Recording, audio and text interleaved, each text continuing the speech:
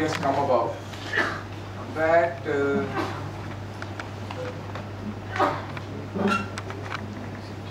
how do you visualize transfer pricing? Do we visualize transfer pricing as being a very transaction-based statute in Indian law? Or do you visualize transfer pricing from the perspective of even change in the business model itself? And does our law recognize that? And even if the law recognizes that, how do you determine the arm's length price for that particular type of change in the business model? Is the change in the business model covered in section 92(1)? So these are some things which need to be debated, because I think going forward, you will find that the revenue authorities, and there is nothing wrong in that when I say that, this is my belief, and this is my this is how I see the world of transfer pricing. Transfer pricing as a subject is extremely vast and doesn't only cover physical transactions. When you see transfer pricing and you see related laws, you could have situations which are not covered in tax, but which may be covered in corporate law, which may be covered in competition law, which may be covered in FEMA, or which may be covered in international trade treaties. When you sign what you would call, for indirect tax, you sign treaties and other things. So this is my proposition. My proposition is that there can be various types of arrangements, maybe dealings, which are covered in the philosophical proposition of transfer pricing, but the subsystem that is to be evaluated for transfer pricing from a tax perspective is limited to what is written in section 92 to 92F. This is the proposition. So the proposition here is that was there an economic and a valid and a rational reason for the Indian company that is dumb to change its business model, and due to the economic, what you would call economic compunctions, it had to move away from manufacturing and move into trading. So was there actually a design, a device, whereby it shifted its business model? Did it really do everything under the sun for the purposes of shifting profit back to its AE? So these are the things which need to be debated before we can conclude whether change in business models, whether you, whatever name you may give that change in business models, you may call it re-engineering, you may call it restructuring, you may call it reorganization. Is it validly covered in law? So I think that's the debate. That is what is coming up nowadays. I think certain revenue authorities are trying to look at that. And I'm aware that various international bodies, like the OECD, for example, has come out with the BEPS paper, the base erosion and profit shifting paper. Chapter 9 has been introduced in OECD guidelines. I believe those are only propositions.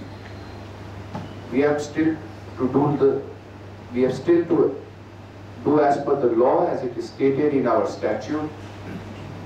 These propositions are only economic propositions or propositions which are policy based or philosophical, and not necessarily only are therefore completely applicable to us, and therefore it is necessary to understand the ramifications of what can happen because of this. And with this I put it up for the panel to discuss, and then we'll give our viewpoints, we'll share, we'll debate and take it forward. Rohan, thanks. Thanks, SP. I think as SP mentioned, business restructuring or reorganization has been in the limelight for the last few years, and a lot of work has been done on this, and the Indian law was also amended, of course, from a retrospective effect to include these transactions. In this particular case study, you have a situation where the Indian company has shut down the plant after seeing no signs of a significant turnaround. And they have done, they were quite profitable earlier, and basically for the past 5 years, the profitability has gone down. In their analysis, whether they actually manufacture or import, there's not much of a difference, and hence they've closed down the operation. And what the TPO has done is basically to say that while this is being done, this is clearly a case of business restructuring, and this would fall under the new clause that has been introduced from retrospective effect. And there has to be some compensation in terms of the exit charge that the parent company will have to compensate the Indian entity. So the question is that whether such situation would be falling within the definition of the amended definition of international transaction under 92B. If one looks at what exactly has been provided under the reorganization clause, it says a transaction of business restructuring or reorganization entered into by the enterprise with the associate enterprise.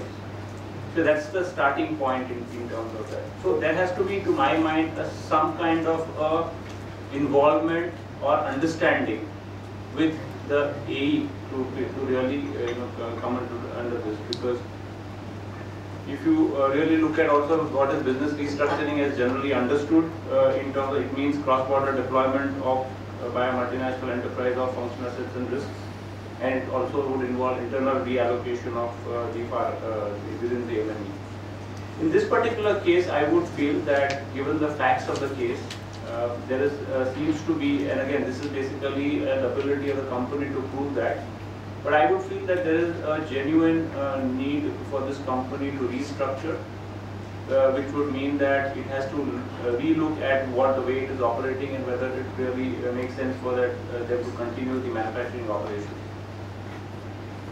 Then, the alternative is to look at the imports. Now, the alternative to look at imports is not because of the presence of AE. And I would believe that AE is nowhere influencing this entire decision.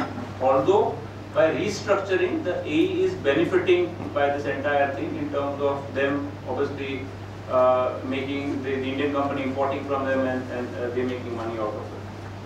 So I would believe that given the facts of the case and the ability of the company to prove that this is a genuine restructuring, because very clearly it's not that they have made losses in 1 year, they may be making losses of 5 years, and the way they see the outlook, they are not going to make there would not be any significant change. I would believe that this would not get covered under the clause of reorganization or restructuring. And to that extent, I would believe that the methodology applied by the TPO in saying that this is restructuring and the loss of profit, the manufacturing profit that the Indian company would make has to be compensated to that extent after making the adjustment may not be appropriate. So that's and we can again then debate. I'm just putting my initial thoughts.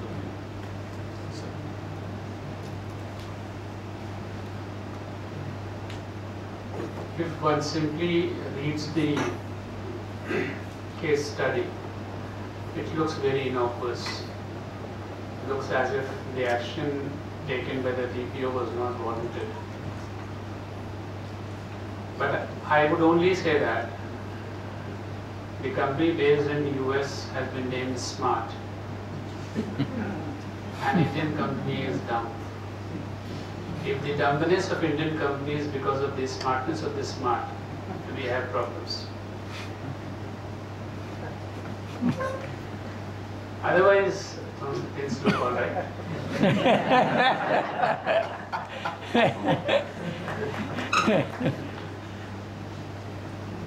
I would further say that here, one thing very important, that this company DUM was operating in India, has huge capacity of about 50,000 metric tons per annum. one has to look at the antecedents that this capacity utilization took place in how many years of operation in India. Was it a ploy to develop in the developed market in India and thereafter resort to the import and trading? Second aspect that needs to be seen is in the manufacturing, the Indian company was using the technology and the brand name of the US company. During the manufacturing period, is there any payment of royalty provided? Is there any cost of know-how? Was there any life of the know-how that was available to the Indian company? Have I premature terminated the production during the life of available technology to me? These are the aspects which need to be seen, and if these be the facts, exit charge would be warranted. As far as methodology is concerned, I believe the methodology adopted is quite fair unless anyone can prove the contrary. These are my initial reactions. Open to discussion and questions. Thank you, sir. Thank you, Ron. I think the propositions are like these. The first proposition, sir, is this. That when you say that an exit charge is applicable under the Indian law, it would be applicable under which provision? So, for example, if there is a proposition that exit charge is to be levied on the tested parties, what would be the duty of the TPO is to compare only the difference in operation. And if you have to compare the difference in operation, where is that given in law between trading and manufacturing? Second proposition would be that to apply a particular edge, to come to an arm's length price, so what is the transaction that needs to be evaluated, has to be first determined. Then the arm's length price is to be determined, and then an adjustment is to be made. So which is that transaction which is up for debate? Which is that transaction which has been entered into by the Indian entity with the A? So I think let's put it like this. So three propositions have to be solved first. One, whether there is an international transaction. What is that international transaction? And how do you determine, if there is an international transaction, the arm's length price? And then we will come to the adjustment. So I think, Rohan, the first question is there an international transaction which is covered in 92(1)? That has to be first determined. Even before we move to adjustment, I think the first proposition is there an international transaction? So I did mention that in my view, considering the facts of the case, if there is no... No, for one moment, let's forget the facts of the case. Let us say that there is actually a closing down. Here there was a rationale to close down. Suppose there was no rationale to close down. So the first proposition is, which is that international transaction that is covered under 92(1)? So, if there is no rationale for Indian company to close down, or the rationale is weak, and to that extent you are reorganizing the function, assets and risk in a way where the Indian company is compensated differently or less as compared to what it was earlier, and the benefit is actually obtained by the foreign aid, I would feel that this particular clause may get triggered. Correct. So, but which is that transaction? Of the restructuring, or basically, say for example, moving from manufacturing to trading. Because the basic trigger here is that you are doing this transaction with an understanding with the AE, and once the understanding with the AE gets triggered and comes into play, I would feel the international transaction would be a particular fact of reorganization. Correct. So therefore now, we need to debate what is the meaning of the words restructuring or reorganization in 92B explanation. Correct, no?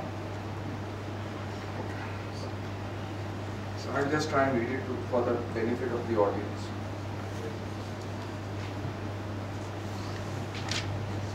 A transaction of business restructuring or reorganization entered into by an enterprise with an associated enterprise, irrespective of the fact that it has bearing on the profit, income, losses or assets of such enterprises at the time of the transaction or at any future date.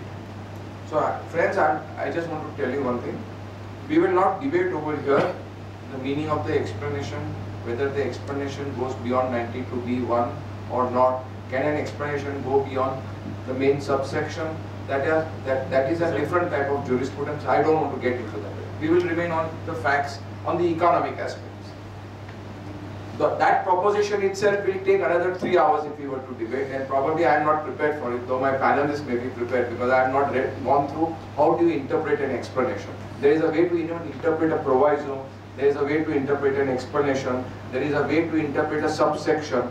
So with that I will just keep aside at the moment, because this is not a lawyer's conference. Okay? So now let's put it like this. That for there to be a transaction of business restructuring, or there has to be a transaction of business restructuring or reorganization entered into by an enterprise with an associated enterprise. So what comes at first blush is that this reorganization or restructuring, as denoted in the legislature by the legislation by the legislature, would cover transactions probably of takeover, of amalgamation, of mergers, of demergers. Does it cover transactions of change in business model? That is, I am confused, so my panelists will throw light on this particular proposition. Sir, throw light. I would say that I believe, except for the payment of guarantee, nothing has come for the debate as to whether particular kind of interaction is a transaction or not. There had been decisions wherein the guarantee was considered to be not an international transaction, and there is a decision to this effect even after the amendment into the law with effect from 1/4/2012. One has to actually understand, in case one has to debate as to what is an international transaction, important thing is to examine the relationship of the A with the tested party. Why I am using the word relationship is because both these entities are belonging to one group. They would be having certain level of commonality, certain level of do's and don'ts between the two. One has to further think about it. When we say that there is an international transaction existing or has taken place, we go ahead and do the benchmarking considering the FAR analysis. Very important to think what is FAR. That is function, asset and risk. It means that in the law it has been considered imperative that whenever there is an international transaction, there would be effect on the FAR. The mutual FAR would be affected by any international transaction. A natural corollary would be, if there is an effect in the FAR, it has to be considered that there is an international transaction taking place which is intangible in nature. Now one has to really understand that by making and providing or bringing in certain explanation into the law, certain levels of arrangements which are intangible in nature, have been brought within the definition of international transaction. This word arrangement was there already in 92B main section. It was there in the definition provided, I think in 92F. 92F. Meaning thereby, this understanding has been there in the minds of the lawmaker that if the situation of arrangement changes, it gives rise to an international transaction. This arrangement word is a fixed structure of do's and don'ts. It has effects on function, asset and risk. In the present case, if I see that if I am told or I am influenced by some manner to stop manufacturing, my functions have changed from a manufacturer to the trader. This is number one. My transactions have changed from import or purchase of raw material to import or purchase of finished goods. My transaction may further would have been changed if I was paying any technology or brand royalty. As a trader, I may not be required to do that. So these are the changes which must have taken place or which might take place if I change my role, if this arrangement changes. The only thing which will be determinative is that whether this change is under any level of influence. So, presence of influence would indicate the presence of international transaction and vice versa. What you would want to add on this international transaction? So I have already outlined my views where I believe that if there is no rationale in a case, hypothetical case, for doing the reorganization and the profit-making ability of the Indian company is going down, I would feel that it would get covered in an international transaction. In fact, I would feel, and I agree with Mr. Gulati, in the sense that whether this clause existed or did not exist. See, this clause obviously takes the application of international transaction beyond, whether you make has any impact on the profit, income, loss, or assets. But earlier as well, it was actually in a sense covered. But of course now, since it's covered under this particular clause, you actually focus on this particular clause. So, to my mind, business restructuring would not only cover mergers and amalgamation and demergers, but also would cover a change in the business model, which reduces the capacity of the Indian company to make, or reduces the profit-making ability of the Indian company from where it was. So therefore, if we all conclude that there was an international transaction, then the next level would be, what is the burden of proof that has to be discharged in law by the transfer pricing officer to make that adjustment? So if there is an international transaction, I believe the law says that you have to now find a comparable transaction, apply a particular methodology, and then make an adjustment. So are these features present in the methodology adopted by the TPO? Is something which we need to discuss and educate the audience.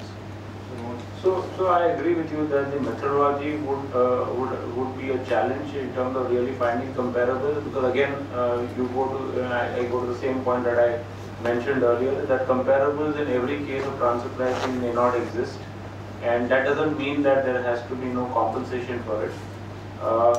The kind of methodology in a way adopted by the TPO, I may not disagree with that quite a lot. Yes, there can be a different way to approach it. But to say that only because a comparable has to be there, and I would like to really hear from Mr. Gulati, because I'm just trying to be consistent with what I said in terms of my earlier views, in terms that you have to have a practical approach. To really say that whether this approach is has a comparable and how has the TPO derived it, while I feel that it's a fair approach, because you have to find a way to determine what should be the compensation. But to say that whether this is a comparable and this can be compared to some other transaction is going to be a big challenge. Sir, thanks.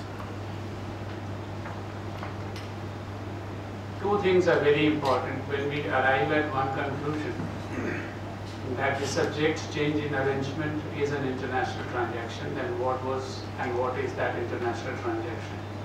And of that international transaction, what is the effect? Now, we have graduated over the issue that this is an international transaction, and we come down to the second step, that is to what is the effect of this international transaction. Now, if the effect of this international transaction is reduction in my earning capacity, to the extent that my earning capacity has been impaired, is the cost that I am incurring, and to that extent, possibly my tax base is eroded. Going to the fact that this is an international transaction, there are two challenges which come to me as to which of the 5 methods that I adopt to benchmark this international transaction, and then how do I do it. Typically, if I really understand in a broader sense what is the comparable uncontrolled price method, is that I have to consider the price of service or the product or anything of that sort in the cup method. Here, I have myself forfeited my right to be a manufacturer and become a trader. So in finite number of years, as to what I have sacrificed in terms of money, should be the value of international transaction, and I should determine the arm's length price of that. In the finite number of years, what is the sacrifice in terms of quantum of money as what I could earn as a manufacturer vis-a-vis what I would earn as trader? I need to compute, discount it to the present value, and that is what one should be doing. In similar other cases, this discounting cash flow method and deriving the present value of the future earnings or risks, those have been upheld by the Indian courts, and I would believe that that should be the proper methodology to come to the value of exit charge. Sir, just one, I just want you to understand what you are saying. I understand what you are saying in this case, but I just want to go back to the earlier study where clearly you had mentioned that the capacity utilization adjustment cannot be made by the taxpayer because he has to reflect the actual profit that he has made. Now, is he not entitled, the way you are saying, in terms of the fact that the revenue can look at a proposition to see what is the loss of revenue? Is in the same context, can a taxpayer not look at what really has he lost out by having underutilization of the capacity? So I don't know to that extent whether maybe but I'm not. No, there I only said one thing, that when you have to work out the net margin has to be worked out on the face of it as to what it is. The challenge would be to find out a similar comparable who would be facing similar hardship.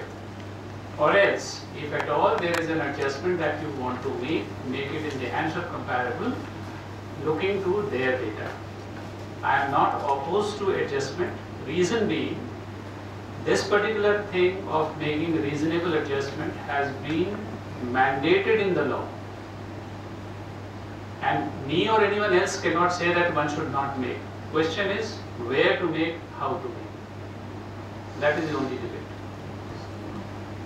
I have a different view on that. Sir, there is one proposition is that when you say that, and both of you all said that you can look upon the loss of profit of future profitability. Transfer pricing deals with data of the year as stated in Rule 10b-4, I mean 10b-3.